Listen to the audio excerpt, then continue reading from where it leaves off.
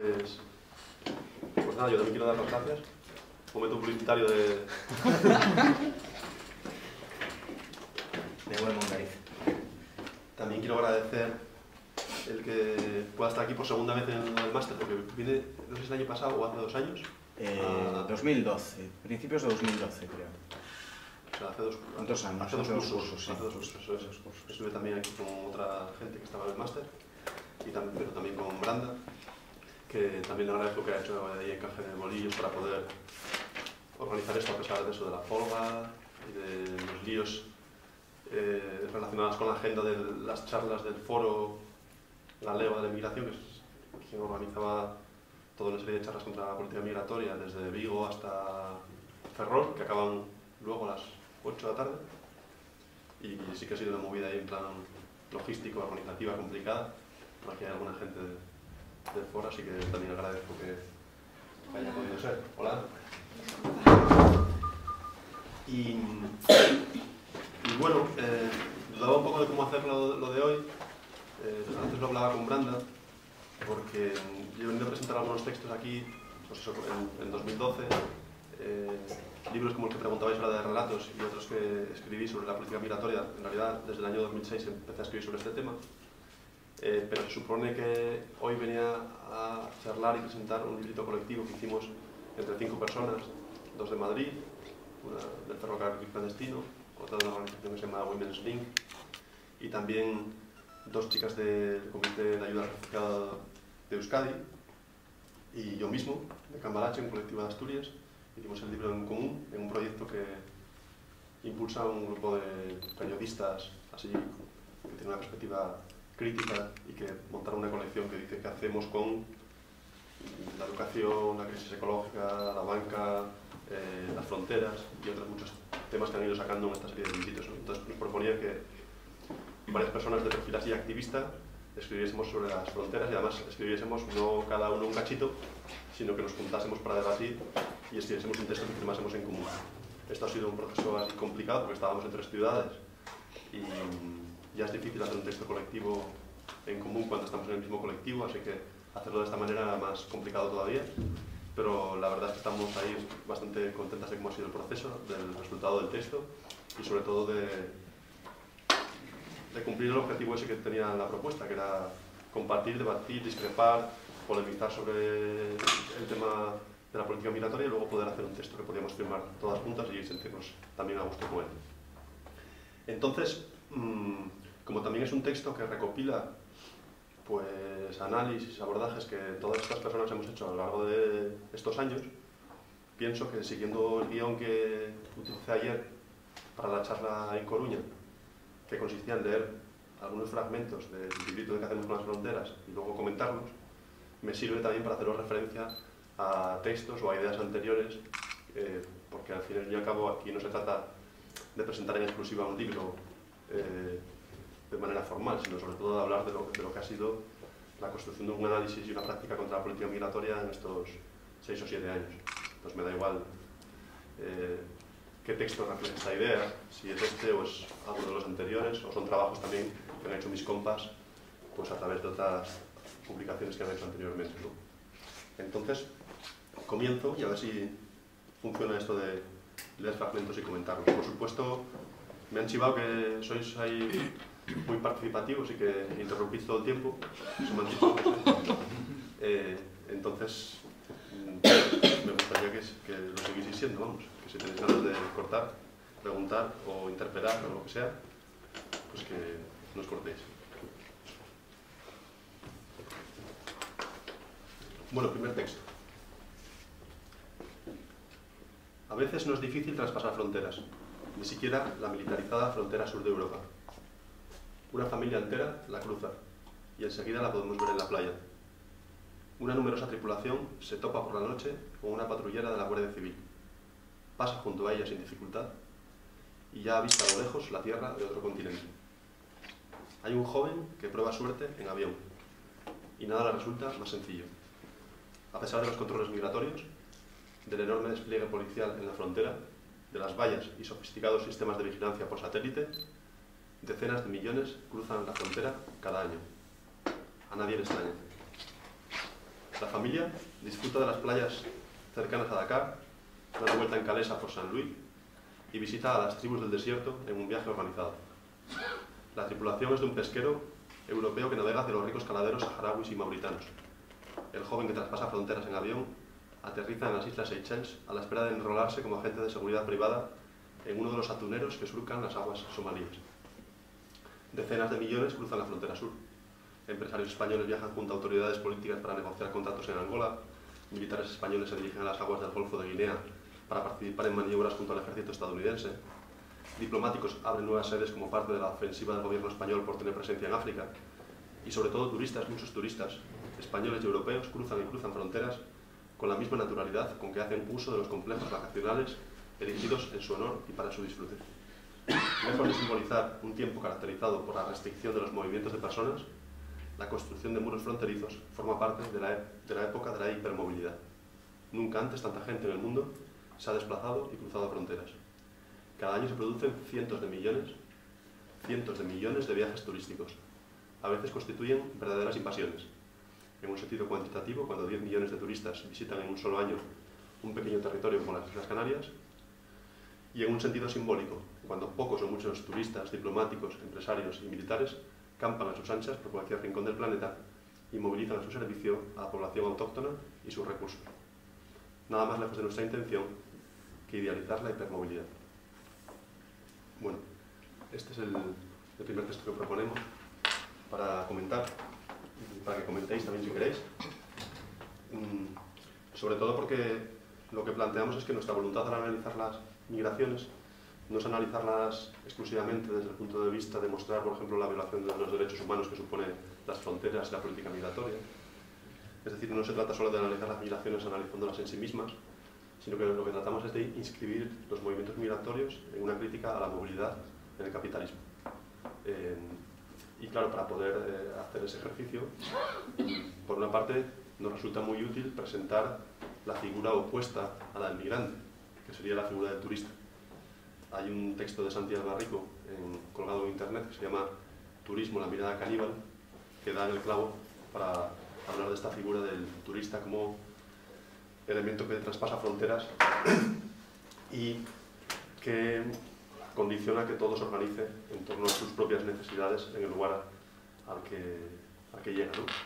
Bueno, Santi en este texto, que es brillante, habla de más cosas que tampoco me puedo detener a hablar mucho ahora, pero que se resumen en que la gente que participa del turismo de masas en realidad no viaja a ningún sitio, porque viaja a ver lo que ya ha visto antes de salir en las fotos que presentan las promociones turísticas, y por tanto necesita que las personas que forman parte de las comunidades que va a visitar se coloquen en la foto como se ha imaginado que tienen que ponerse, ¿no? Así nos dice en el artículo que el turista aparece en una foto en la que podríamos titular como yo delante de la pirámide de Keops y cosas similares, ¿no? Pero más allá de la figura del turista y del migrante, hacer una crítica a la movilidad en el capitalismo nos permitiría hacer también otros abordajes que tienen que ver, por ejemplo, con entender cómo funciona esta cuestión de la movilidad de las personas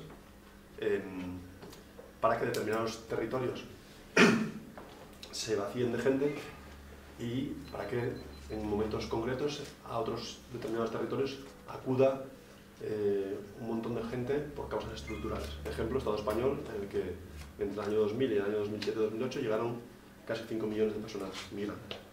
En el librito de las fronteras teníamos la ventaja de que Leire y Raquel, las compas del Comité de Ayuda al Refugiado de Bilbao, habían currado mucho en la cuestión colombiana y entonces pudimos poner bastantes ejemplos sobre la cuestión del desplazamiento forzado en Colombia. Y mostrar también las conexiones entre gente desplazada, digamos, mediante mecanismos, vamos a decir, económicos, y gente desplazada mediante mecanismos extraeconómicos que eran ya directamente la violencia de los grupos militares o paramilitares para vaciar los territorios de gente, de manera que, por ejemplo, multinacionales españolas del sector de la energía, de la minería, etc., pudiesen acceder a esos territorios a succionar, extraer sus recursos, sin que hubiesen comunidades que molestasen en ese camino por hacerse con ese expolio, ¿no? Hay otros ejemplos bastante interesantes de esto, que también aparecen en el texto, como es el caso de las consecuencias. Digo que son especialmente interesantes porque combinan, digamos, catástrofes naturales con manejos políticos de este asunto. Las consecuencias del tsunami del Índico, en lugares como Sri Lanka, por ejemplo. De esto habla Naomi Klein en la doctrina del shock.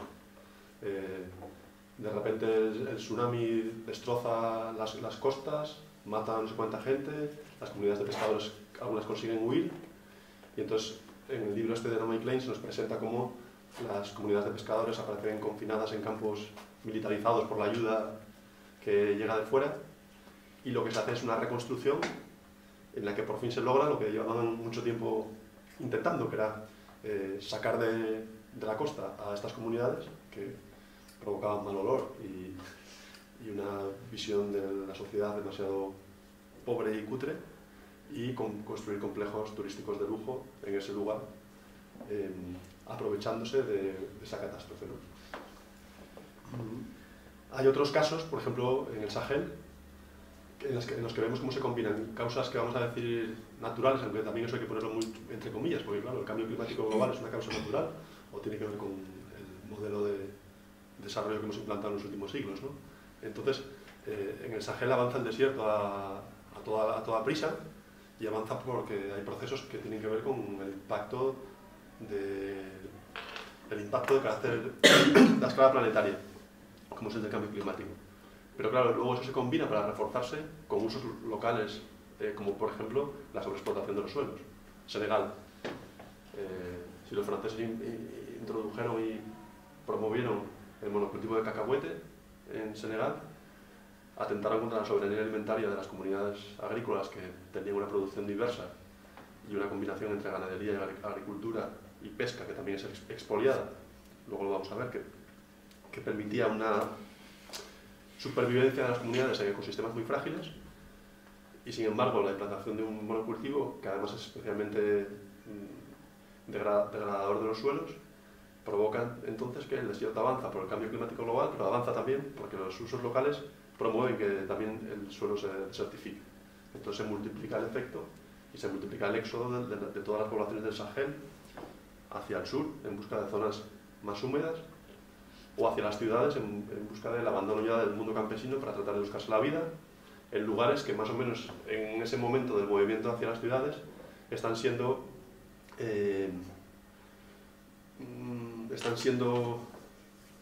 replanificados por los planes de ajuste estructural del Fondo Monetario Internacional y el Banco Mundial, que están recetando pues, el desmantelamiento de los pocos servicios públicos que están montados en las ciudades, y de alguna forma provocando una crisis también de la sostenibilidad, incluso diríamos de la vida, en muchas de las periferias urbanas. Hay un geógrafo que se llama Mike Davis, que tiene libros muy interesantes sobre esto, que es el de Planeta de Ciudades Miseria, que habla, creo que está publicado en ACAL, que habla sobre estas cosas. Acá los siglos XX... Foca, lo que pasa es que... Sí, enfoca. Lo que pasa es que es la misma...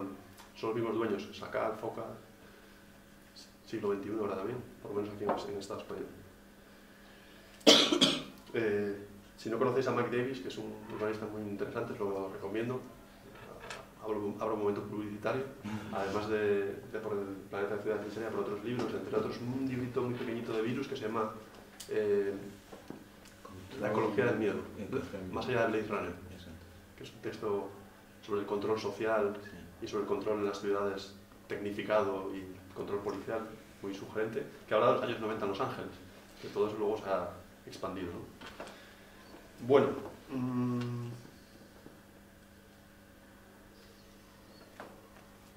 vamos a ver cuál leemos. Pero este os voy a leer. Esto lo voy a cambiar respecto a ayer, aunque también habla de la pesca en Senegal, pero dice más cosas. En el barrio de Ketendar, de la ciudad de San Luis, Senegal, un anciano relata la catástrofe que ha supuesto la llegada de los barcos de los blancos. Esos barcos que son como grandes ciudades, tan grandes como el barrio de pescadores. Esos barcos a los que nadie pide papeles, que se llevan todo el pescado. Si nuestros jóvenes tienen que irse a sus países a buscar trabajo, dice el anciano pescador, es porque ellos han venido antes al nuestro a quitarnos el trabajo que sabemos hacer y hemos hecho toda la vida aquí. Si a nuestros jóvenes no les gusta salir del barrio para instalarse en otro sitio de la ciudad, ¿Cómo les va a gustar salir fuera, a Europa? Si lo hacen es porque no tienen otro remedio, porque tienen edad de formar una familia, tienen padres que alimentar, hermanas, hijos, y no pueden quedarse todo el día en la playa solo mirando el mar. Eso es lo que había leído ayer, pero voy a añadir otro poco más. Bueno, aquí habla de lo que os decía del ajuste estructural y de las diferentes iniciativas que colocan a la gente en una situación en la que ya no hay salida fuera del capitalismo y tampoco hay salida dentro de él. El ejemplo es el de los pescadores senegaleses que luego se vienen a practicar el top manta aquí y les detienen y les deportan, ¿no? En su país se han acabado las condiciones para poder vivir al margen del capital y cuando deciden tratar de sobrevivir dentro del capitalismo, migrando y buscándose la vida en Europa, también se les impide, ¿no? Hay un historiador que se llama Hobsbawm, que Eric Hobsbawm es uno de los historiadores más importantes del siglo XX, y que cuando compara la crisis del 29 y la Gran Depresión con la crisis de acumulación capitalista actual, dice una cosa que creo que es sumamente interesante en relación con esto, que es que más allá de las comparaciones respecto al impacto de la crisis mundial entonces y ahora, a las causas que puedan repetirse o las que sean diferentes, él dice que en los años 30 había una parte mucho más importante de la población mundial que tenía herramientas para desconectarse del mercado mundial. Había un porcentaje muy grande de población campesina, por ejemplo en Latinoamérica, que ante el impacto de una crisis que venía de los centros bursátiles y de los poderes económicos centrales, vale, podía de repente tener menos acceso a ingresos monetarios, pero podía refugiarse en formas de vida que estaban más o menos parcial o totalmente desconectadas de los circuitos comerciales mundiales. 80 años después, la crisis, que ya digo que no es una mera repetición, sino que tiene sus causas específicas,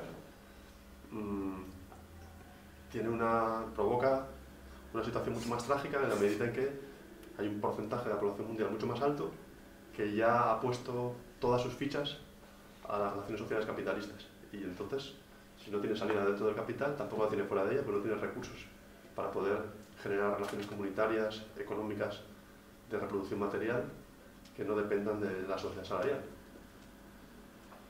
Bueno, dice, los estímulos que acrecientan el sueño europeo se han multiplicado en los últimos tiempos.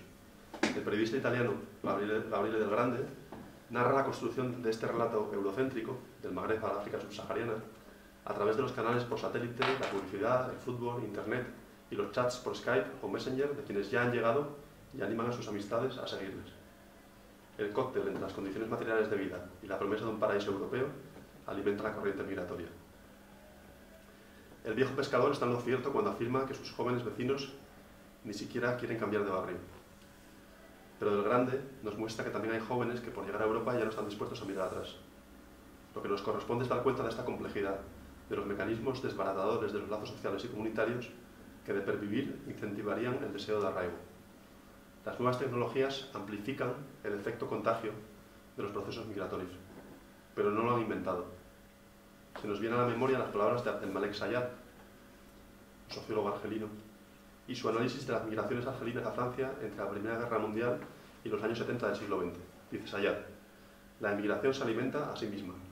Si es contagiosa, es porque pertenece a esa forma de proceso social en que los efectos se vuelven a convertir en causas, redoblando y perpetuando la causa primera que los ha engendrado. Pues las cadenas migratorias estas de las que hablábamos ayer también cuando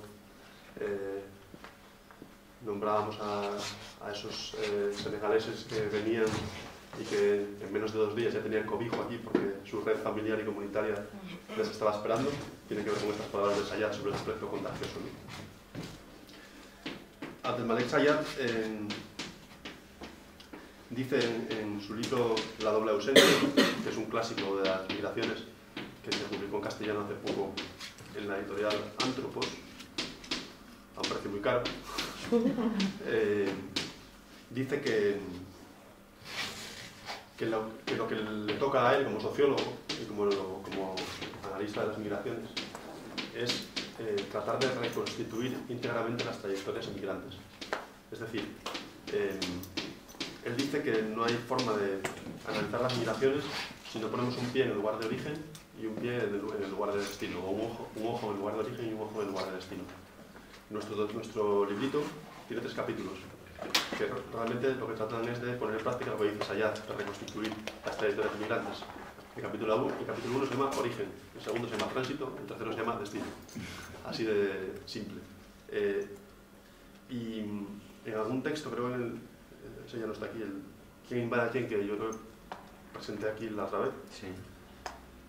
Hago referencia al filósofo que decía antes, a Santiago Albarrico, y a otro filósofo que no habla de las migraciones, pero que lo traigo a colación por otros motivos, que es Günther Anders, y que tiene un libro que se llama La obsolescencia del hombre, la obsolescencia del ser humano, vamos a retraducirlo, que incluye un texto de los años 50 que es comentarios sobre radio y televisión.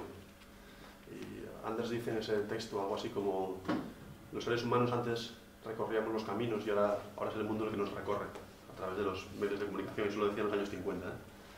Antes teníamos experiencia del mundo y ahora el mundo nos recorre a nosotros sin salir de casa. Y esto, la verdad es que para el tema de las migraciones, por ejemplo, en Asturias es algo que es especialmente certero, en la medida en que gente ha tenido opinión sobre las migraciones sin conocer a la gente migrante, porque en Asturias la migración es como en Galicia, pues 5%, 4 y pico % de la población, y sin embargo podías escuchar opiniones sobre las migraciones y sus efectos, no ya hoy en día, sino hace 10 años, ¿no? Cuando probablemente esa peña que estaba hablando de las migraciones no tenían ninguna experiencia, o como mucho tenían la experiencia de su familia emigrante a otros lugares, ¿no? Y efectivamente el mundo les había recorrido a través de un montón de noticias televisivas que se mostraban los cayucos, las playas de Canarias, las vallas de Centro de Melilla, el peligro de la invasión, Y lo que dice Anders sobre determinados procesos sociales y sobre la forma hegemónica de percepción de la realidad en el capitalismo, que es lo que le une a los textos de Santiago Albarrico, es que convertimos los procesos sociales en hechos absolutamente descontextualizados, con una especie de acontecimiento puro, en aceitunas deshuesadas que digerimos y expulsamos inmediatamente. Santiago Albarrico en sus textos habla de que el capital promueve a la hora de percibir la realidad una especie de mirada con dientes que se va tragando las imágenes, pero sin que tengan unas consecuencias sobre nuestros propios actos, más allá de nuestra figura de espectadores de lo que sucede. Y precisamente en el tema de las migraciones, lo que tratamos de hacer con nuestros textos, charlas, intervenciones, así a más nivel de formación política, es contrarrestar esta descontextualización radical que presenta al migrante como un fantasma que aparece colgado de una valla de Ceuta de Melilla intentando saltarla, pero que parece que no tiene ningún pasado y probablemente tampoco va a tener ningún futuro, y que parece que solo vive, o sea, le damos vida en la medida en que lo empezamos a ver por la tele. Y cuando lo dejamos de ver, también su trayectoria vital desaparece, ¿no? Entonces, frente a esa visión fantasmagórica del migrante,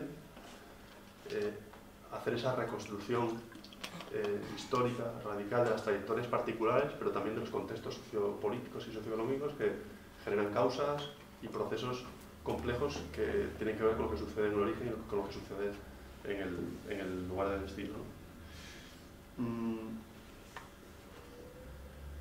Hay otro texto, pasando ya a la parte del tránsito. ¿Sí? Bueno, a mí me gustaría comentar que me parece muy interesante todo lo que estabas diciendo ahora, porque mi familia es de Cabo Verde y lo mismo está pasando hace unos días.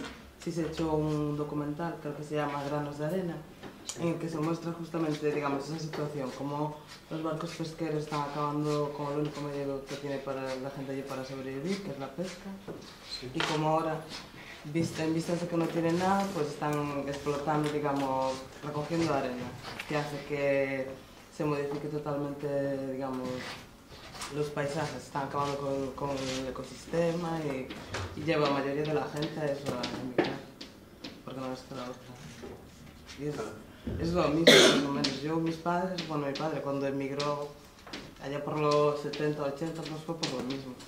Digamos, y como son situaciones que están totalmente invisibilizadas, porque es como que hay mucho pescado, hay pescado para todos, aquí no pasa nada, pero los que se están muriendo de hambre son la gente de allí.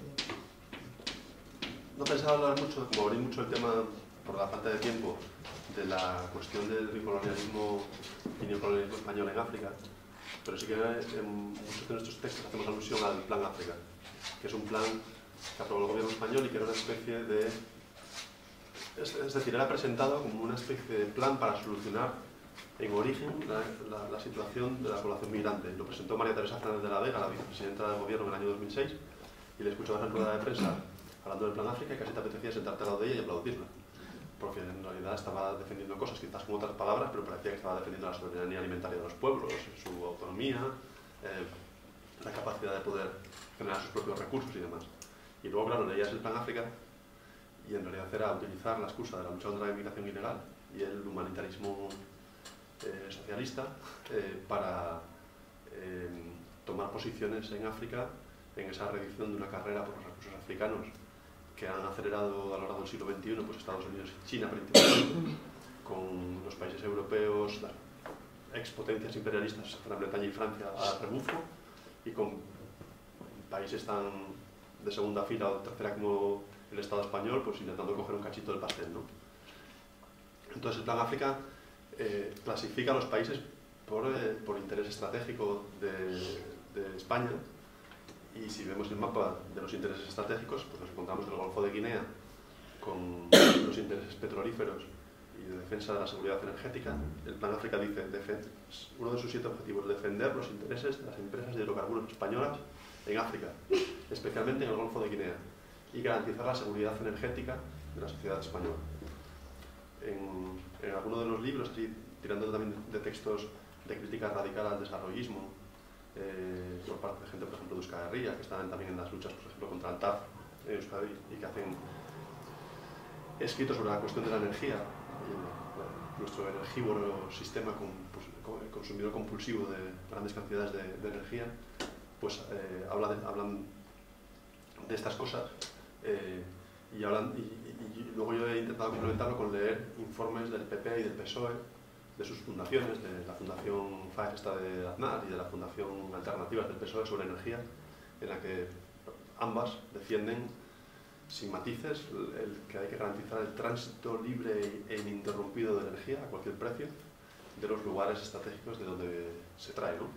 Entonces el Golfo de Guinea pues, se ha convertido en un lugar, por ejemplo el delta del Níger, un lugar que hay también un librito que está en internet que es Delta en Revuelta, que habla del delta y de las comunidades del delta que han arrasado con ellos. O sea, el delta está absolutamente contaminado, las comunidades están con presencia militar, paramilitar del ejército yanqui, operaciones de los europeos con el ejército yanqui en el Golfo, la resistencia pacífica y de desobediencia civil que se dio en los años 90 terminó con 9 líderes del pueblo ogoni ahorcados por el gobierno, y a partir del siglo XXI empezó a extenderse la lucha armada de la gente, que empezaron a secuestrar a la peña de las multinacionales y las prácticas de lucha armada en vista que la desobediencia civil había servido para que matasen a sus líderes. Pero, aparte del petróleo, una de las principales fuentes de negocio que aparece en el Plan África es el tema de la pesca para España. España me parece que tiene 2/3 partes de la flota europea. Y tiene intereses en la costa, desde el expolio al Sáhara, al pueblo saharaui, pasando por toda la costa hasta llegar a Somalia. Entonces, los principales países de interés estratégico que aparecen en el Plan África, que se reeditó luego una edición 2006-2008, una segunda 2009-2012, todas en el gobierno de Zapatero. Ahora no ha aprobado todavía ningún otro plan, no se sabe qué va a pasar con eso. También, como estaba presentado como un rollo de ayuda al desarrollo, ya se ha recortado radicalmente, pues supongo que seguirán haciéndolo sin presentar un plan de ayuda al desarrollo, sino continuarán con las relaciones bajo manga de expolio, ¿no? Pero ahora ya es más difícil envolverlo de ayuda humanitaria, porque como no la hay, entonces el plan va recorriendo toda la costa africana y contando además cómo se van a hacer iniciativas de investigación en común con los países africanos, cómo se van a desarrollar empresas, como dicen ellos, mixtas, con capital senegalés y capital español, que luego, claro, te lees la legislación y lo que compruebas es que lo de las empresas mixtas es porque si en algún momento la Unión Europea no pudiese renovar el acuerdo con Senegal de pesca, pues entonces como las empresas tienen capital senegales podrían seguir exponiendo. Y por eso es lo de montar empresas mixtas, no es por apoyar la autonomía de los senegaleses, ¿no? Y así con el resto de países, ¿no?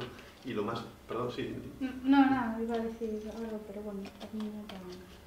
Lo último que iba a decir es que si acabamos de bordear la costa y llegamos hasta Somalia, nos encontramos con otro de los escenarios de la devastación total, que es las aguas somalíes, 800 barcos europeos robando todo el pescado, las aguas somalíes como fosa para lanzar vertidos de las multinacionales de todo el mundo, vertidos químicos, vertidos, yo creo que hasta radioactivos, no sé lo que hay ahí, pero cuando fue el tsunami afloraron contenedores de basura industrial altamente tóxica a las aguas superficiales, y las poblaciones de la costa, esas que se llama, que son piratas, ¿no? Son los piratas somalíes, pues tenían erupciones en la piel y enfermedades que tenían que ver con el afloramiento de los contenedores de basura que se estaban lanzando a las fosas marinas de Somalia.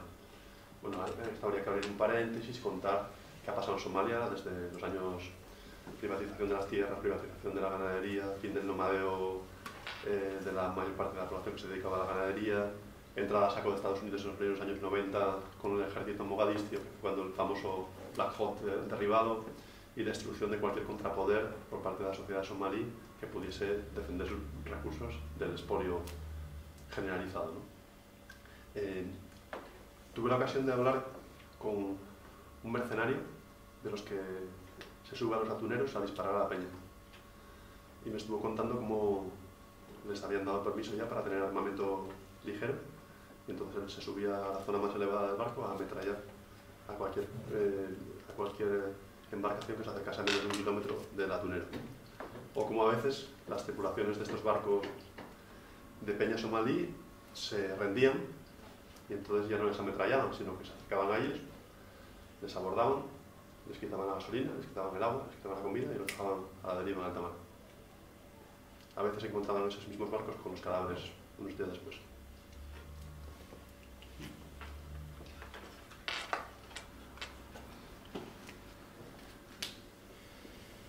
Una pregunta. Sí. Por el tema del Plan África, ¿no? Que esto realmente no se hace con colaboración de ambos países, ¿no? Me refiero, con país de origen y destino. Eso no colaboran realmente. El plan, cuando se hace, es que no sé cómo funciona, por eso te estoy preguntando. El Plan África es un plan del gobierno español, define la estrategia del gobierno español respecto a África. Luego, luego, para llevarlo a la práctica, claro, tiene que llegar a acuerdos con los gobiernos africanos. El plan plantea, además en estos términos bélicos, una ofensiva diplomática del gobierno español en África, sobre todo occidental. Entonces lo que hicieron fue ponerse como objetivo pues, abrir más embajadas, abrir más oficinas económicas y comerciales en diferentes lugares. Y por supuesto no se trata de que esencialicemos a los causantes del expolio y de la pobreza y de la miseria de la población africana, es decir, que las élites africanas, los estados africanos, en la mayor parte de las veces han estado en complicidad con los poderes occidentales para llevar a cabo estas políticas. Eso también obligaría a hacer una larga referencia a la cuestión colonial y no colonial, a cómo se produjo la independencia de los países africanos, a cómo Occidente cortó la cabeza de los movimientos más radicales y antioccidentales en África, a cómo las élites africanas habían sido educadas en Occidente y muchas veces reprodujeron el modelo de Estado europeo y el objetivo de la industrialización y el desarrollismo en la misma clave que Europa, y en definitiva como al final hubo una inserción pues, de los países africanos en el capitalismo mundial, en el que las élites sacaron sus propios réditos, pero mantuvieron una estructura completamente subordinada a los intereses occidentales, ¿no? Entonces luego hay juegos concretos de poder, ¿no? Pues hay países que han cambiado migajas de ayuda al desarrollo por aceptar las repatriaciones de inmigrantes. Han llegado a acuerdos de cooperación migratoria, que se llamaban de segunda generación, se llamaban así ministros moratinos, que canjeaban ayuda al desarrollo por que estos países aceptasen los vuelos de repatriación. Porque supongo que sabéis que si un país no firma un acuerdo de repatriación, el gobierno español no puede devolver a la peña. Y claro, esto podía ser conflictivo en muchos países africanos, que la gente se había jugado la vida para irse a Europa y luego sus gobiernos permitían que les devolvieran. Por ejemplo, Senegal me parece que no tiene un acuerdo marco de estos de readmisión, pero lo que hace es admitirlos caso a caso. Y ha habido manis en Dakar hace unos años por culpa de vuelos de deportación, que ha habido vuelos que han bajado en Dakar y no han salido la gente, se ha vuelto para el Estado español. Porque había miles de personas fuera tratando de impedir que les devolviesen a casa. Pero bueno, ahora se está haciendo. En septiembre me consta que ha habido uno ya, hace nada, hace menos de un mes.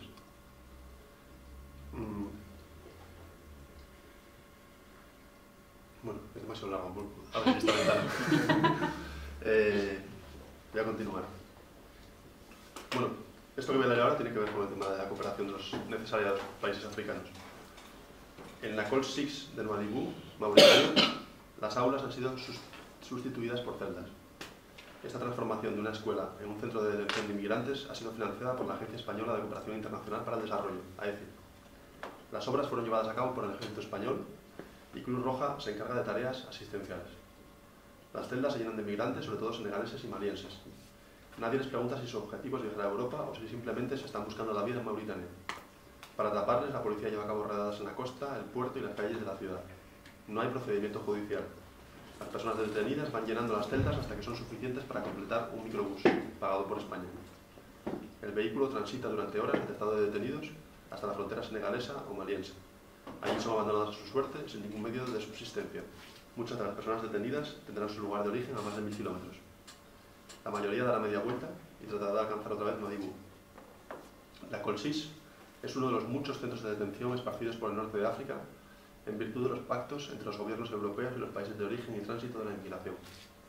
Este es el ejemplo de lo que se ha venido a llamar la externalización de fronteras, que es colocar la frontera europea, en este caso la frontera del Estado español, no en el lugar territorial que el mapa marca como frontera, sino colocarla en el norte de África mediante mecanismos como las redadas de la policía marroquí, argelina, mauritana, libia, mediante centros de detención o cárceles en las que directamente se meten a los inmigrantes. Una cosa muy efectiva, que es mucha peña que viene y que tiene perfil de refugiado, que podría acceder a un asilo, al asilo en Europa, a pesar de que ha sido achicado también la posibilidad de conseguir asilo, pues más contundente que denegarle su solicitud de asilo es impedirle que la haga. Entonces, si a los eritreos y somalíes les pagan en Libia, nunca pisan suelo europeo, nunca podrán pedir asilo en Europa. Esa ha sido la política.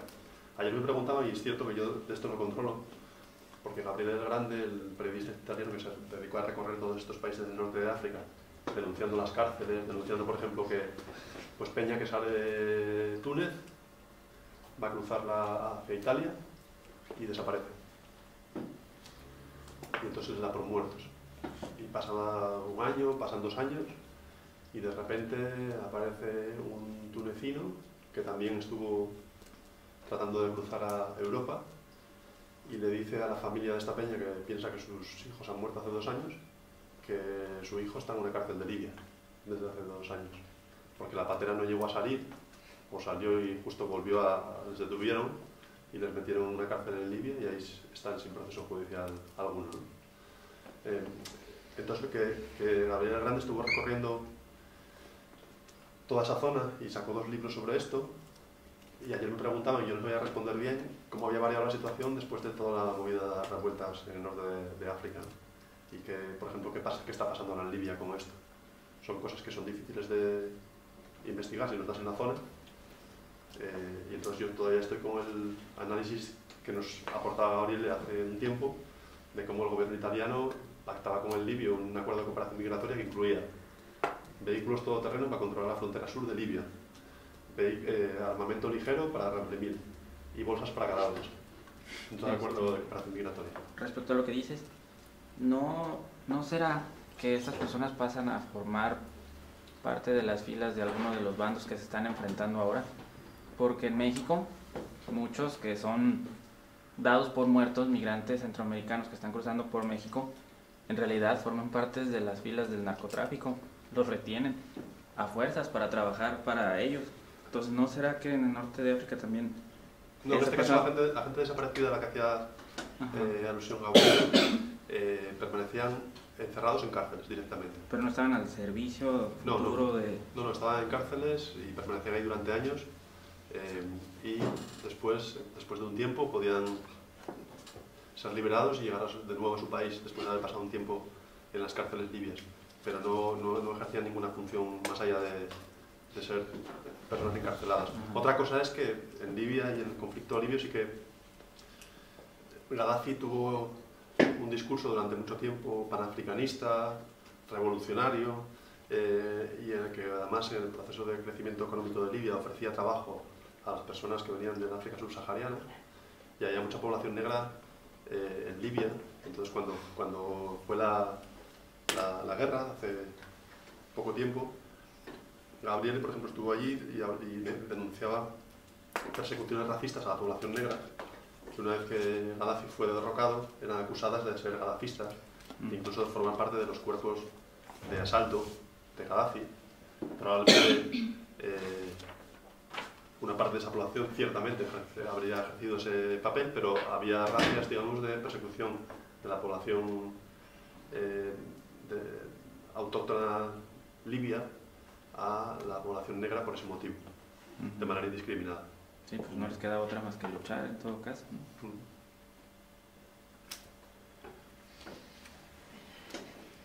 Bueno, de todas maneras,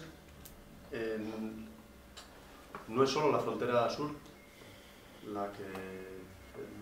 el lugar donde se ejerce violencia contra la población migrante cuando llega, y por eso también ayer leí ese otro texto que os voy a leer, que dice: Wendy, joven mujer hondureña, lleva más de 4 años deslomándose como cuidadora y asistenta.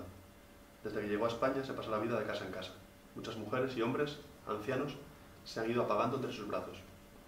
En Honduras dejó una niña de solo 7 meses. Sintió vértigo cuando tomó esa decisión, pero pensó que era lo mejor para su hija. Durante estos años también ha sentido culpa por no estar con ella. El cuerpo le duele cada día y no sabe distinguir si los dolores son consecuencia de la dureza del trabajo o de la traumática separación. Seguramente de las dos cosas. Sobre todo esto piensa Wendy, ansiosa, mientras el autobús la acerca demasiado lentamente para su gusto al aeropuerto de Barajas. El vuelo que trae a su hija llegará dentro de 3 horas. Ella no ha aguantado más la espera y se presenta ya en la terminal. Pero la espera no es la de 3 horas, sino de más de 30. Su hija tiene ahora 5 años, será retenida en la zona internacional durante 29 largas horas. Y solamente la rápida actuación de las redes de solidaridad antirracista evitará que sea deportada en el avión de regreso, al que incluso llegarán a subirla. Los reflejos de las redes de apoyo obran otro pequeño milagro. El juez paraliza la deportación en el último momento. La frontera exterior no se limita a los militarizados y panópticos dispositivos de la frontera sur. En los aeropuertos españoles se intenta humillar también a quienes pretenden cruzar una frontera. Solo deben hacerlo si demuestran su condición de solventes turistas. Cruzar fronteras para consumir habitaciones de hotel y muchas mercancías no solo se permite, sino que se alienta. Cruzar fronteras para encontrarse con una madre es una tarea mucho más incierta. Esto de la frontera aeroportuaria además nos trae ahora como situaciones en las que de repente la frontera cambia de lado, porque de repente la gente que sale del Estado español se encuentra con que Brasil toma medidas recíprocas y entonces hay españoles o gente de nacionalidad española que es de vuelta para acá, ¿no? Y nosotros en nuestros textos y también en este de las fronteras utilizamos mucho esta cuestión de la comparación histórica o de intentar ver las migraciones desde tránsitos de la frontera que son al revés, y también mirar a las cuestiones de la política migratoria no solo desde el presente, sino que siguiendo un poco con lo que os decía antes de la descontextualización y de la falta de memoria, imaginar que lo que está haciendo el gobierno español ahora es algo genuino, novedoso de la política migratoria, cuando en capitalismo europeo podemos coger, por ejemplo, siglo y medio de migraciones en el capitalismo europeo y ver múltiples ejemplos de movimientos migratorios que nos pueden ayudar a entender qué ha pasado en los últimos 15 o 20 años en el Estado español. Y que muchas medidas que el gobierno español ha tomado quizás ya habían sido tomadas en otros momentos históricos por otros países europeos. Y por eso leí este texto también estos días, y además fue muy emocionante leerlo en Compostela, porque una de las mujeres que estaba entre el público cuando leí este fragmento que os voy a leer ahora se sintió identificada con lo que contaba, porque ella había sido una de estas mujeres. 4 mujeres comparten un cuartucho minúsculo y frío en el último piso de un edificio. Una bombilla colgada de una percha concede una tenue luz a la estancia. Si siguiéramos el cable, podríamos comprobar que la corriente está enganchada clandestinamente al piso de uno de los vecinos del edificio. No hay baño dentro de esta casa, ni agua corriente. Al otro lado de la puerta hay un váter en medio de una especie de pasillo que comunica con una escalera. Las 4 mujeres cenan encima de la cama, pues en la habitación no hay espacio para una mesa. Una pequeña cocina y 2 colchones apoyados en una pared húmeda y desconchada son el resto del mobiliario. La conversación es alegre, casi festiva. Si guardamos silencio por un momento, podremos escuchar cómo una de las mujeres explica al resto, parecen recién llegadas, detalles de la vida de esta ciudad. En 1968 había más de 600.000 personas de nacionalidad española censadas en Francia, casi la mitad mujeres. Una buena parte de ellas trabajaban en esa época en el servicio doméstico, principalmente en París. Eran alojadas en la Chambre de Bon, la Chambra, una habitación de servicio miserable, pero que dotaba a las mujeres de más independencia que la habitación de servicio, que en España solía formar parte de la propia vivienda de la familia empleadora. De ese modo el trabajo no tenía límites ni horarios. Muchas de las españolas empleadas del hogar en París habían migrado solas, en busca de autonomía, libertad y ascenso social. Las chambras engrasaban las cadenas migratorias y la solidaridad entre mujeres. Acabamos de presenciar la escena en la que 3 jóvenes llegan a París y son acogidas en esa primera noche y durante varias semanas más por una amiga, pionera de este periplo migratorio. La mujer de Compostela añadía que las chambras estaban, decía ella, en un 6º, 7º, 8º piso. Eran una especie de trasteros, y que ella había vivido como habían puesto un tabique en la mitad del trastero para que entrasen 2 mujeres en vez de una. Y que ella durante el primer año había dormido con paraguas, porque entraba mucha agua por el último, era arriba del todo, entraba mucha agua por el tejado del edificio, entonces que había colocado la cama en ese pequeño habitáculo, en el lugar donde menos agua entraba, entonces se echaba y se ponía un paraguas encima, y así estuvo durante el primer año en París. Contaba también que obviamente no se podía levantar la voz ni decir nada, porque su señora le diría que se callara, que aceptase o que se quitase, porque había suficientes mujeres por allí para escoger en el servicio, ¿no? Hay una tía, si queréis investigar más sobre esta cuestión, que sé que también ha habido alguna película que yo no he visto sobre el asunto, que se llama Ossó, ¿cómo es el nombre? El apellido es Ossó, y el título es Españolas en París. Es la... Es profe de aquí. ¿Ah, sí? Pues aquí está lo mejor. Sí, ¿no? Todo lo bueno. Laura Oso. Vale. Ah, pensé que era Ossó. Voy a apuntar ahí. Eso nos despistó. Sí. Pensaba que era un nombre más raro. Vale. Pues, claro, yo leí su libro de Bellaterra, que es Españolas en París, y algunos otros artículos, y de hecho este fragmento que acabo de leer lo hice a partir de leerle a ella y de escuchar algún otro testimonio, así en charlas que recuentas con mujeres que han vivido estas experiencias, ¿no? Creo que cuando vine otra vez, en realidad, la charla que di para el máster de hace 2 años hablaba casi en exclusiva de esta cuestión que os voy a nombrar ahora, y que es esto que os digo de hacer una comparación histórica entre diferentes momentos de las migraciones en Europa para intentar entender mejor cuál ha sido el verdadero contenido de la política migratoria española. Y la verdad es que estaba pensando en escoger unos ejemplos diferentes a los de ayer, porque me da un poco de que escuchéis 2 veces una charla parecida, aunque ya hemos hecho algunas, con las vuestras intervenciones de aquí delante, ya hemos cambiado bastantes cosas de ayer, pero no quiero cambiarlo porque es que me parecen los 2 ejemplos más claros. Entonces voy a utilizar los mismos que de ayer, que es el de la migración irlandesa en la segunda mitad del siglo XIX. Es el primero, sobre todo porque así puedo citar a Marx, Das Kapital.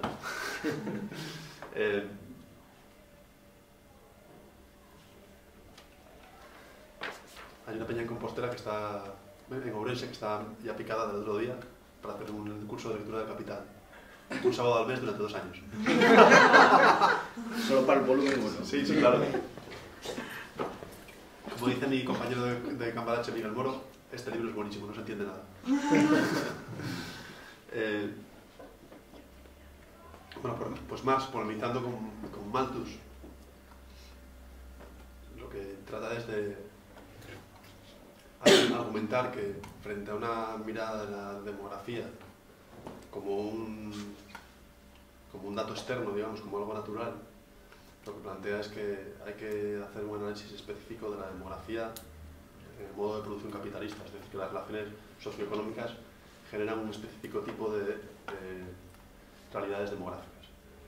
Y eso nos viene muy bien, aquí y ahora, para desactivar argumentaciones del tipo aquí cabemos los que cabemos, hay que frenar la invasión. Como decía un consejero del gobierno canario, si no creamos una zona de prosperidad en África, nos invaden 20 millones de africanos. Lo decía así. Porque lo que plantea Marx en ese fragmento es que en Irlanda han muerto un montón de peña de hambre. Cientos de miles de personas se han ido a currar a las ciudades de la pujante economía inglesa, de la industrialización de las ciudades británicas, y mucha otra gente, también cientos de miles de irlandeses y de irlandesas, ha cruzado el océano y se han ido a América. Y le dice Marx a Malthus, más o menos, a pesar de que han muerto y se han ido millones de personas de Irlanda, la isla aún permanece sobrepoblada. 3,5 millones de personas en Irlanda todavía son demasiadas, porque el destino de Irlanda para el capital británico es convertirlo en un pasto para las ovejas y para las vacas que van a alimentar a la población inglesa. Y por tanto, para eso, igual que hoy en Colombia, en muchos territorios no hace falta que haya gente y hay que violentarla para que se vaya, pues para que cumpla ese papel tampoco necesitamos que exista gente que nos genere conflictos. Y al contrario, cientos de miles de irlandeses que llegan a las ciudades inglesas son todavía demasiado pocos para los deseos del capital británico de acumular una población obrera abundante que se pelee entre ella por salarios cada vez más miserables. Porque el proceso de industrialización y crecimiento es tan rápido que succiona todo el éxodo rural dentro de Gran Bretaña y necesita más trayéndolo de Irlanda, y aún le resulta demasiado lento ese proceso. Y luego hay unos pasajes del Capital muy interesantes, porque Marx lo que dice también es que las relaciones salariales se han naturalizado en la metrópoli. Entonces todo el mundo parece que da por sentado que exista la sociedad salarial, es una cosa natural. Ya se ha perdido la génesis de ese proceso. Y entonces ridiculiza a los teóricos del capital porque les dice que miren a ver lo que pasa en las colonias. Y entonces cita a Wakefield, que es uno de los colonialistas ingleses, porque Wakefield está planteando que a las colonias llegan migrantes procedentes de Europa y esos migrantes trabajan disciplinadamente en la incipiente sociedad salarial durante un breve periodo de tiempo, pero en cuanto se dan cuenta de que hay tierra libre para ocupar o muy barata, se piran, se montan como campesinos independientes o como artesanos y se olvidan de la fábrica y del salario. Entonces él, desesperado, le pide al gobierno que tome medidas y le dice que suba artificialmente el precio de la tierra para que sea más difícil poder independizarse, y además que utilice ese sobreprecio, y esto es casi textual, para invertirlo en traer a la colonia más pobres diablos de Europa que solo tengan su pellejo que vender. Claro, más lo que dices, o sea que cuando estamos en la metrópoli, las leyes del mercado de trabajo, de la oferta y la demanda son leyes naturales y el Estado no puede intervenir. Pero cuando nos vamos a la colonia, os encargáis de generar las condiciones para que la peña tenga que vender su pellejo. Es más o menos lo que plantea, ¿no? Bueno, el otro ejemplo que puse ayer, 1945, famoso discurso del general de Gaulle, que le dice a las mujeres francesas, de forma desesperada, que tengan, por favor, 11 millones de hermosos bebés. ¿Y por qué les dice que tengan 11 millones de hermosos bebés? Bueno, pues nos han vendido la moto de que fueron las políticas keynesianas de los años 30, por ejemplo el New Deal de Roosevelt, el que permitió salir de la crisis del crack del 29 y de la Gran Depresión, ¿no? Y sin embargo, si miramos la historia real, fue el nazismo el modelo económico que más rápidamente supo sortear la crisis de acumulación capitalista de los años 30. Pero finalmente fue la propia guerra mundial la que permitió al capital a escala mundial salir de la crisis. ¿Y cómo? Como dice el geógrafo David Harvey, pues las crisis cíclicas del capital lo que hacen es que el capitalismo las contenga a través de una serie de medidas de carácter diferente, ¿no? Pero una de las principales es que ante una crisis de acumulación capitalista hay excedentes de mercancías y de personas sobrantes, y entonces la pura destrucción es una medida muy adecuada para generar un nuevo proceso de acumulación. Y la Segunda Guerra Mundial fue un genuino proceso de destrucción masiva de personas, mercancías, infraestructuras. Entonces, claro, creo que esto es importante más allá de la cuestión de las migraciones, cuando hablamos de la coyuntura actual y desde posturas más o menos progresistas, se nos presenta como el modelo ideal el llamado estado de bienestar, y entonces nos presenta Europa, Alemania, Francia, Suiza, Bélgica, años 50, 60 y 70 como el modelo al que tenemos que aspirar. Se olvidan de decirnos que el proceso de crecimiento de esos llamados 30 gloriosos, los 30 años del 45 a finales de los años 60, principios de los 70, son una anomalía histórica también. Son una anomalía histórica que se construyó a partir de un proceso de destrucción masiva de escala mundial y concretamente a escala europea. Y que precisamente a partir de esa destrucción total se pudo erigir un nuevo proceso de acumulación. Entonces, cuando nos dicen que el capitalismo de rostro humano nos puede prometer pleno empleo, como se produjo en ciertos momentos de esa época, se nos olvida contextualizarlo en su justa medida y en su momento histórico. Pero en todo caso, los políticos europeos bien sabían que estábamos en los inicios de un nuevo proceso de acumulación capitalista y que ese proceso de crecimiento económico lo había que alimentar con una fuerza de trabajo que lo pusiese en marcha. Millones de personas muertas en Europa, millones de personas incapacitadas. Había que inventarse una nueva fuerza de trabajo. ¿Y dónde la inventaron? Pues la sacaron de la chistera en Portugal, en el Estado español, en Italia, en Turquía, en las colonias y excolonias británicas y francesas, de las que fluyó una riada humana hacia Alemania, Francia, Suiza, Bélgica, Gran Bretaña. John Berger, en Un séptimo hombre, calcula que hubo 11 millones de hombres que formaron parte de esta corriente migratoria, solo se fija en la migración masculina, y que fueron los que permitieron ese crecimiento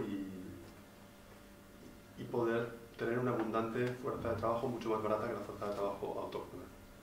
Las mujeres esas a las que De Gaulle pedía que tuviesen 11 millones de hermosos bebés no los tuvieron muchos menos, porque habían desarrollado ya herramientas de control de la natalidad y desde posturas de mayor autonomía de las mujeres, más o menos explícitamente feministas, habían decidido que ya no iban a tener una larga prole de hijos para la fábrica europea, y aunque los hubieran tenido, esos hijos no hubiesen trabajado ni en el 48, ni en el 52, ni en el 57, sino que hacía falta que trabajasen quienes aparecen en el libro de Un séptimo hombre y quienes seguramente en la sociedad galega tendréis múltiples testimonios del papel que jugaron en ese periodo, ¿no? Hay también un libro muy sugerente sobre esto que es Dinero, perlas y flores en la reproducción feminista de María Rosa da Costa, que es una feminista italiana que analiza el papel que jugaron las mujeres italianas, emigrantes en Francia, y las mujeres argelinas durante ese periodo.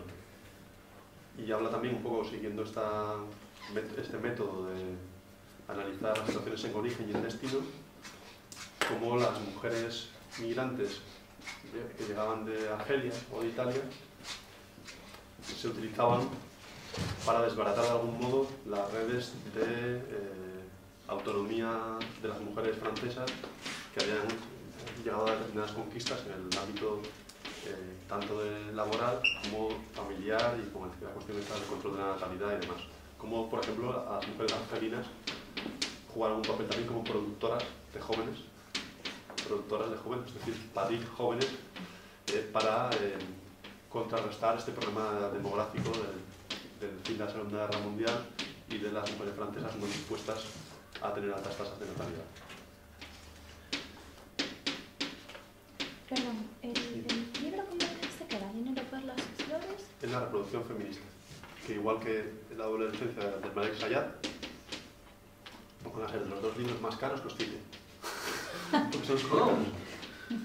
Que tanto el libro de Dara Costa como el libro de la adolescencia del Malek Sayad son libros estos que se han editado en castellano pero que cuestan casi 40 pavos. Entonces yo creo. Entonces, no, por 38, 39. Por eso lo aviso, porque como los están apuntando, para que los busquen en la biblioteca, yo creo que mejor. Claro, claro, por supuesto. Son de Acal. El de la costa es de Acal Sí. y el de la doble ausencia es de Antro. De Andro. Que yo no sé si les costó un montón la traducción o qué, pero es un precio brutal también. No tanto, igual son 32 o 35. Sí, 30 y poco.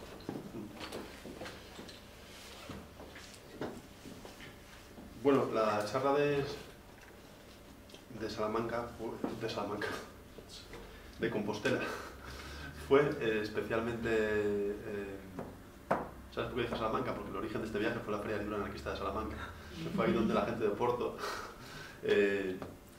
La charla de Compostela fue especialmente emotiva porque también estaba presente no solo esta mujer que había estado en la Chambra de París, sino una mujer peruana que está aquí en Galicia y que vivió esta historia que os cuento aquí. A Sandra la seleccionaron en Perú.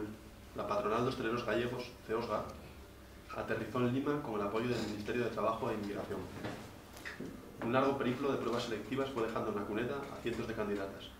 Pruebas psicopedagógicas, exámenes de razonamiento lógico y matemático, entrevistas personalizadas, pruebas específicas de trabajo en hostelería, finalmente exámenes médicos terriblemente exigentes, radiografías, análisis de esputos en busca de tuberculosis, análisis de sangre para detectar, entre otros, la hepatitis B o el VIH, e incluso si las futuras camareras tenían anemia. De 600 candidatas, solamente 52 lograron viajar a España. El premio no era demasiado suculento, 4 meses de contrato, prorrogables un mes más. Del salario se descontaría el coste del viaje. También les descontarían dinero por el alojamiento en el propio hotel donde trabajarían. Y las candidatas, por supuesto, debían comprometerse a volver a Perú al final del contrato. Pensar, bueno, en el libro este de John Berger aparecen unas fotos en las que médicos alemanes hacen este tipo de controles en Estambul, a población turca, en los años 60, mirándoles los dientes, los testículos, midiéndoles y decidiendo quiénes eran los mejores candidatos para llevarse a Alemania a trabajar. Entonces digo, pensar en estos exámenes médicos de Turquía a Perú, de Alemania a España, de la década de los 50 del siglo XX a los primeros años del siglo XXI, nos permite visualizar nítidamente la funcionalidad de las personas migrantes como cuerpos de los que succiona la máxima productividad. Cuerpos sanos y funcionales, cuerpos que alimentan el proceso de acumulación capitalista, cuerpos que se marcharán de vuelta después de hacer su trabajo. O no, porque Sandra no quiso volver. No se presentó al vuelo de vuelta y se quedó durante años sin papeles en el Estado español. Lo hicieron ella y otras 10 de las 52 personas contratadas en Lima por CEOSGA. Revelador entonces pensar en el celo médico para examinar y seleccionar el cuerpo de Sandra en Perú y en el desentendimiento médico sobre el cuerpo de Sandra aquí y ahora, una vez que se ha aprobado el decreto que acaba con la universalidad del acceso a la salud y específicamente imposibilita el acceso a la misma por las personas sin papeles. Cuerpos obligados a cuidar y condenados a no recibir nunca cuidados.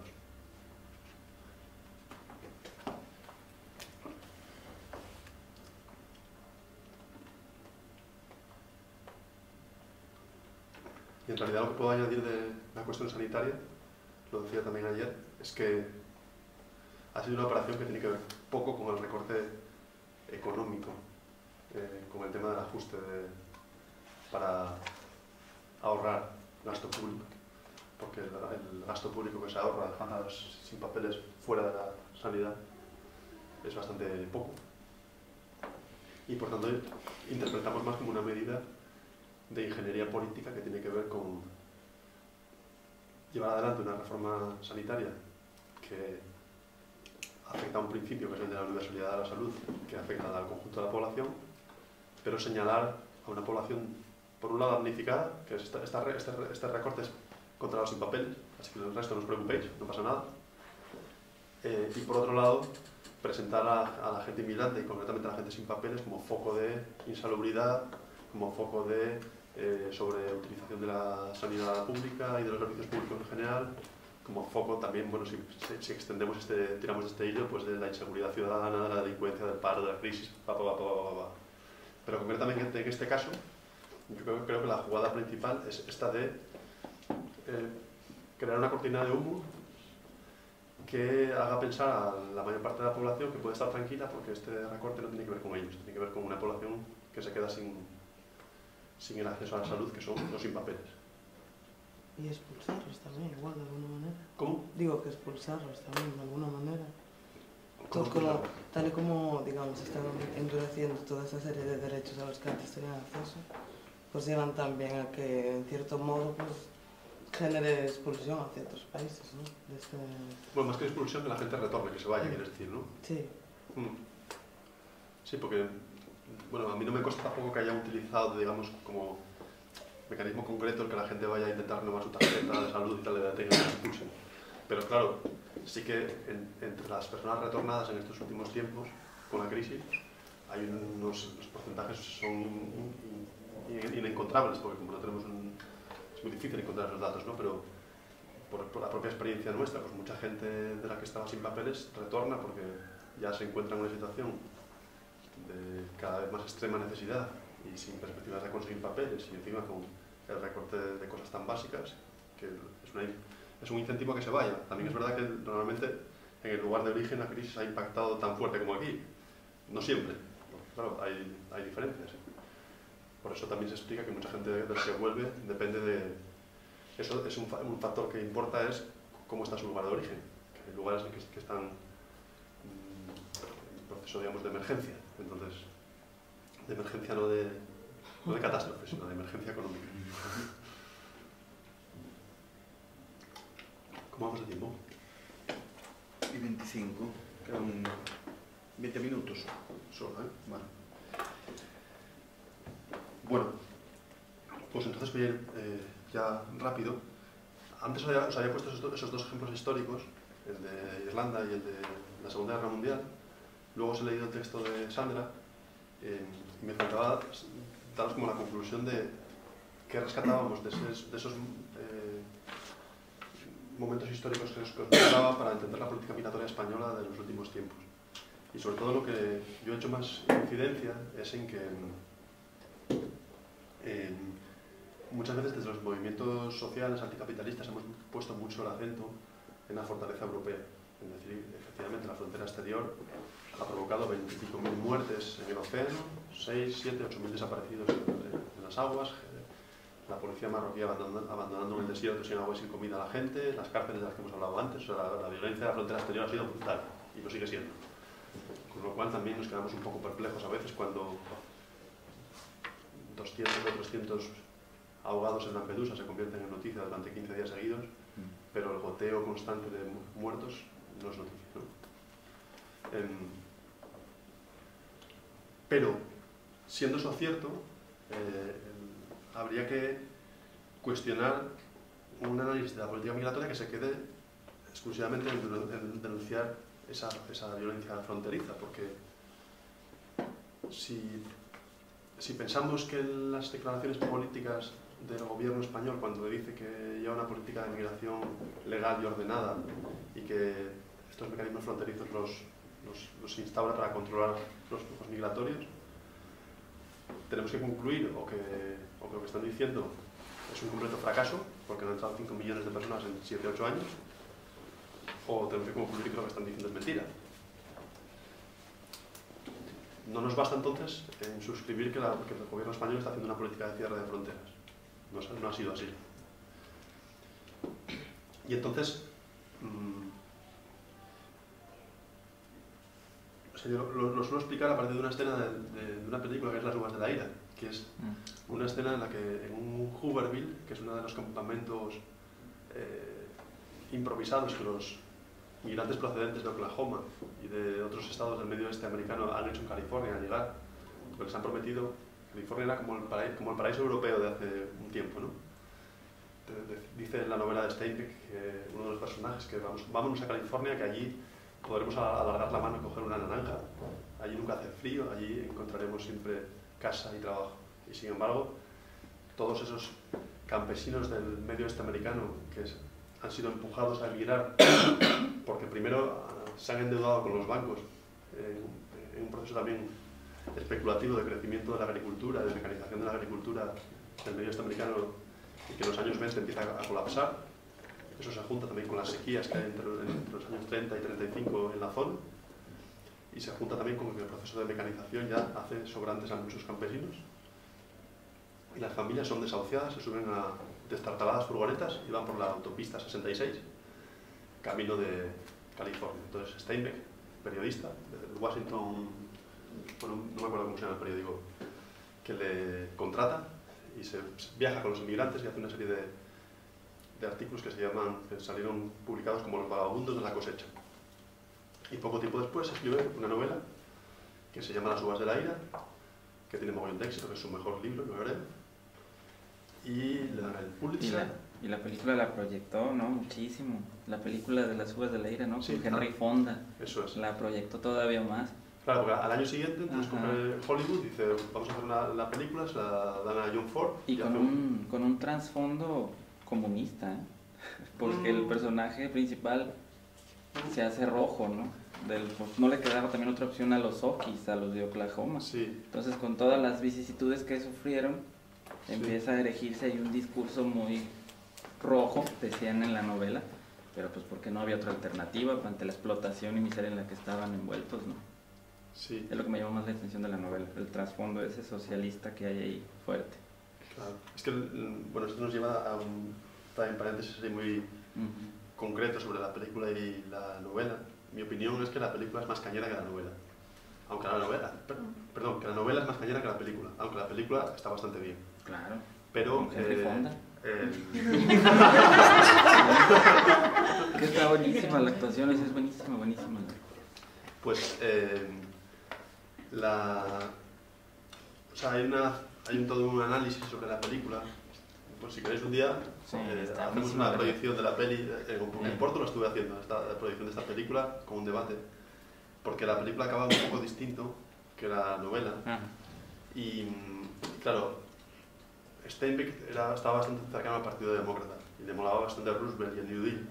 Y de hecho en la última parte de la película aparecen unos campamentos erigidos por el gobierno para hacer como de contención de la conflictividad en California y acoger a los migrantes en condiciones mucho mejores que los Hooverville, estos de los que os nombraba, ¿no? Entonces aparece un director del campamento, que es un personaje que conoció Steinbeck en ese viaje que hizo, y es el final de la película, el que habla de esta parte, y la película se cierra de una manera mucho menos descarnada y mucho más optimista que la novela. Pero bueno, no vamos a entrar ahora me dan ganas de contaros, pero... Lo descubriremos. Sí, leeros la novela. Sí. No sé si contaros, sí, os voy a contar el final, porque el final de la novela no es, o sea, no es un final, no es un thriller que te cuenta una escena, digamos, que te explica la trama, sino que creo que es bastante bonita de contar y no se estropea para nada la novela. Mientras la película es un canto como al pueblo y a la democracia de la madre de Tom Joad, que es el protagonista de la peli, aunque ella también tiene un papel de la hostia. En la novela ellos están escapando de una riada que les ha sacado de una de esas como cabañas de autoconstrucción cerca de las granjas donde van a trabajar de jornaleros. Entonces el agua va subiendo, la hija, o sea, la sobrina de Tom Joad, que es un bebé, acaba de nacer. Rose of Shadow. Sí. Los límites del agua van cada vez más arriba y al final tienen que irse del lugar.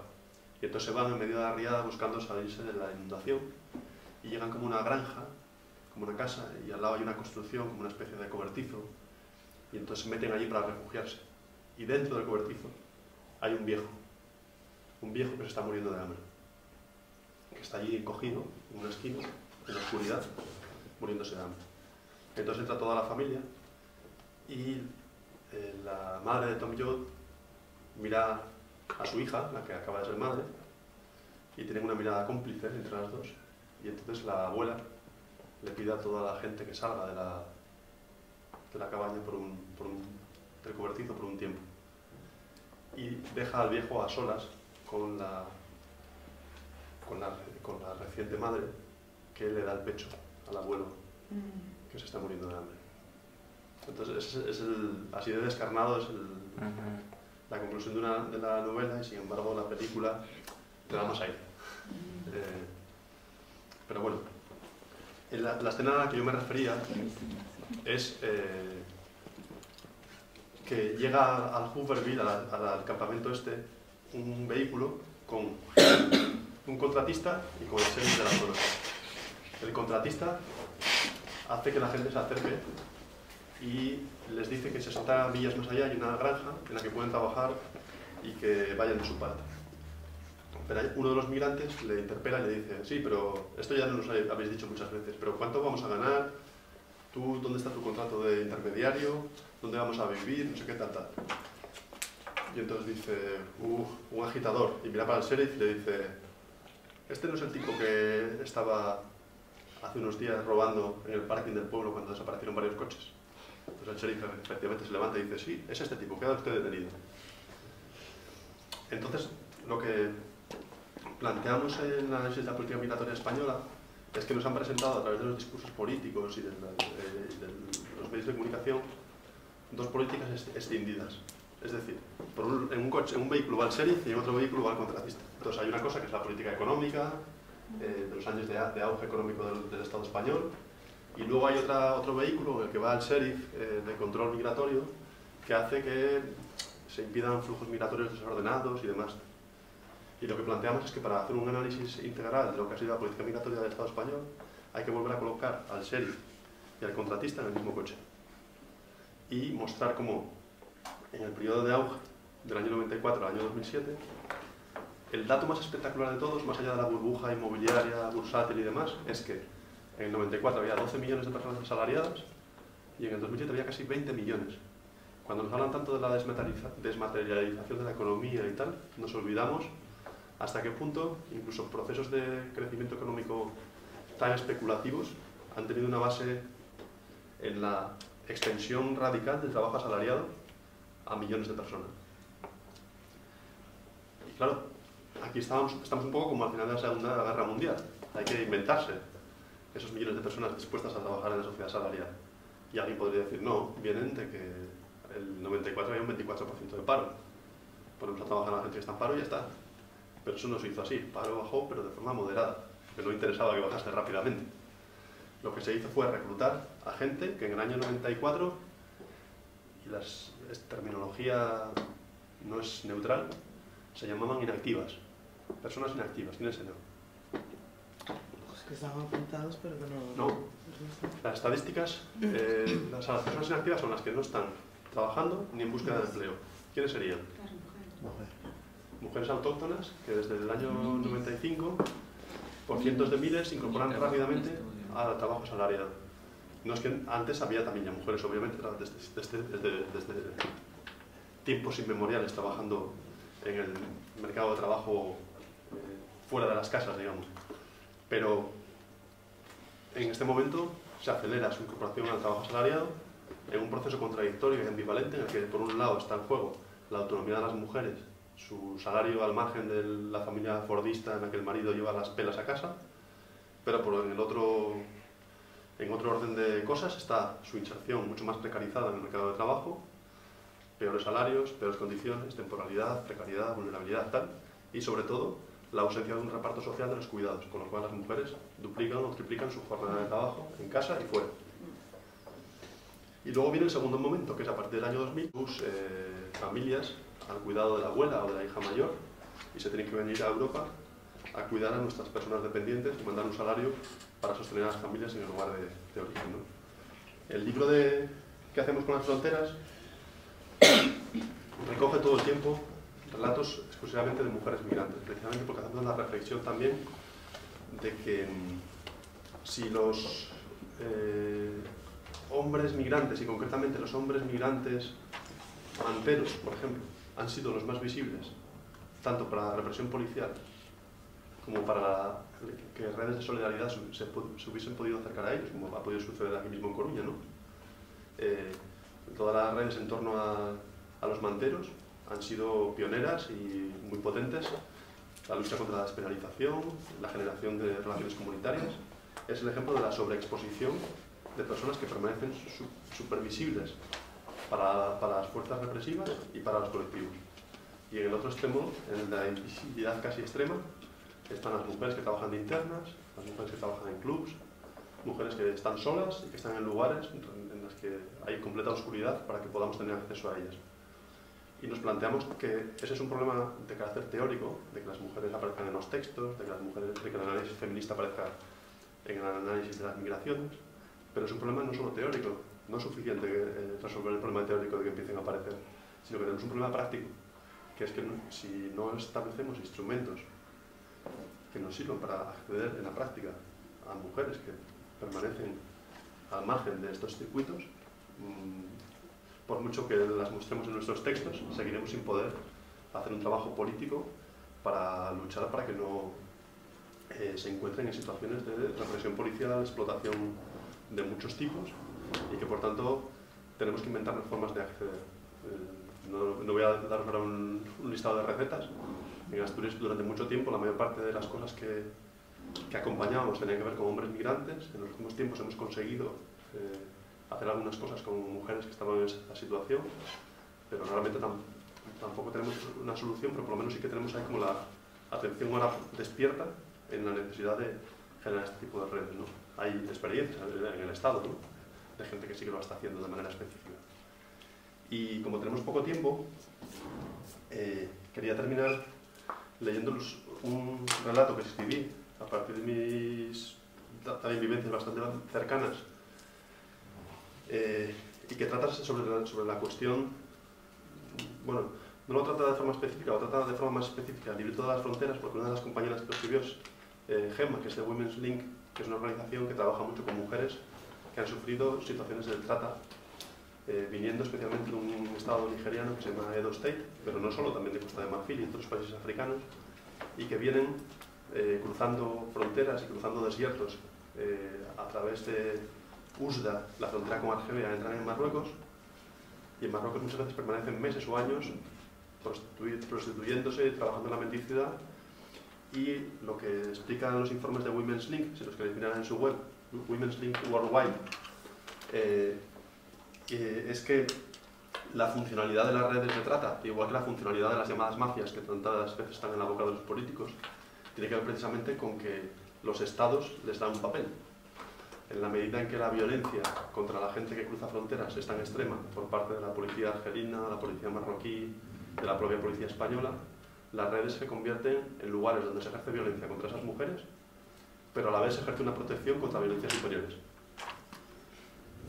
Entonces, estas mujeres aceptan formar parte de esas redes como un mecanismo de protección, del mismo modo que muchas veces asumen tener lo que se ha llamado un marido de camino, un marido que es el que les da cobertura y protección en los campos de migrantes en el camino, donde pueden ser violadas por mucha gente y aceptan ser violadas por uno solo, que es su marido de camino. Las redes deciden cuándo hay que embarazar, cuándo se tiene que embarazar o cuándo no se tiene que embarazar. Utilizan el tema del embarazo también como un mecanismo para cruzar la frontera o de tener bebés de muy corta edad. Bueno, en el libro tenéis diferentes textos de carácter más ensayístico sobre esta cuestión. Pero como ejemplo de nuestra voluntad esta de reconstituir las trayectorias de migrantes, hablando del origen, del destino, quería acabar leyendo la historia de estas mujeres que recorre pues, la realidad desde el delta del Níger hasta las mujeres nigerianas que sufren cosas como la que cuento hoy. Ahí, el 12 de octubre, día de la hispanidad, hicimos una fiesta en una zona del occidente de Asturias porque una mujer que más o menos aparece en esta historia consiguió tener papeles después de que la policía la persiguiese, la acusase de falsedad documental y la quisiese deportar también por eso. Hubiese un vuelo preparado el 25 de enero de 2013, Becky, que así se llama, tenía un vuelo para irse a Nigeria deportada. Y el 23 le dijeron que se presentase en comisaría para darle boleto. Y las redes de apoyo del occidente de Asturias fueron la hostia. Estuvieron con ella en todo momento, la llevaron, la trajeron, le dieron vivienda, le dieron apoyo. Y finalmente ha conseguido tener papeles. Se ha roto con toda esta movida, no os voy a dar los detalles, pero tiene papeles. Entonces hacíamos una fiesta y esta es parte de su historia. 1. Desde el tren que circula entre Madrid y Oviedo aún se puede disfrutar, entre túneles, de la montaña que precede al final del viaje. La siempre urgente necesidad de ir cada vez más rápido nos privará en breve de este trayecto. La variante de Pajares agujerea definitivamente las montañas para dejarlas atrás en un breve cuarto de hora a lomos de un tren de alta velocidad. Hoy, sin embargo, el viaje entre Madrid y Oviedo dura todavía 4 horas y media, casi 5. El tren ha salido a las 11 de la mañana. En contraste con la habitual placidez del trayecto, gente leyendo, tecleando, dormitando, la mañana en este tren es particularmente escandalosa. En la cafetería del mismo, casi siempre silenciosa y semivacía, media docena de jóvenes, todos ellos vestidos de blanco y ataviados con unos tirantes rojos, engullen las primeras copas de una jornada que se prevé muy larga. La camaradería entre ellos se acrecienta a medida que el alcohol se va acumulando. ¿Cuánto debemos hasta ahora?, preguntan al camarero más o menos a la altura de Palencia. Tendríamos que haber viajado en preferente, hay barra libre, señala uno de ellos. 78 euros, les responde. Eso de la barra libre, añade incómodo, no es exactamente así. Las canciones estridentes comienzan a aflorar a medida que discurre el viaje, y las conversaciones, íntimas pero a voces, son necesariamente escuchadas por cualquier persona que permanece en el bar. Cuéntamelo, tío, que por algo somos amigos. Te la estás follando, ¿a que sí? Y te gusta de verdad. Venga, dímelo. Vocifera en el oído de su amigo, al que tiene medio abrazado, mientras acompaña sus preguntas con movimientos pélvicos. Déjame, que no sé qué hacer. Venga, tío, te las estás follando a las 2. Eres un grande. Ahora ya la abraza completamente. La conversación queda interrumpida por una nueva canción. Los jóvenes giran sobre sí mismos con las copas alzadas. Ay, qué ricas comiditas que me hacías, ay, qué guapa eras cuando te conocí, ese lunarcito que tenías en la cara, ha criado pelos, ay, como pincha el cabrón, te casaste, la cagaste, etc. 2. Al lado de la cama se arrugan un pantalón y una camisa que, si alguna vez fueron blancos, ahora lo disimulan bien entre marcas de pisadas y restos de vómitos. Sobre ellos un par de tirantes de color rojo. El tipo que yace sobre la cama, como un saco, no se ha movido desde que al amanecer Hope logró que entrara a trompicones por la puerta de la habitación y le empujó hacia la cama sin que se cayera al suelo. Antes de que impregnase del todo las sábanas con su ropa, ella misma se la fue quitando y tirándola a un lado. Sentada en una incómoda silla, trata de dormir un poco. Ve al tipo frente a ella y recuerda la escena de la noche anterior. La pandilla de jóvenes se comportó más o menos como es la costumbre. 5 de ellos enseguida dejaron claro que no se follarían a la negra. El sexto, en cambio, no quería saber nada de ninguna de las otras mujeres del club y solo quería joderla a ella. Hope estaba especialmente tranquila esa noche. Sabía por experiencia que aguantarían aún 3 o 4 rondas de copas suficientes para ganarse un dinero y garantizar que esa noche el trabajo se acabaría acostando a un saco. 3. A miles de kilómetros de distancia,